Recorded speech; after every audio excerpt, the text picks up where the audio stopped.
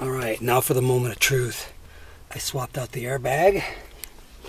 I had the, I don't know if you can see it, the computer reset. I had this rebuilt. Now I'm about to turn the ignition on, and I'm going to stand over here to do it because I'm a little bit afraid of airbags. Oh, this one's got to go like this. Let's see what the airbag light says. It went out. Oh, that's awesome.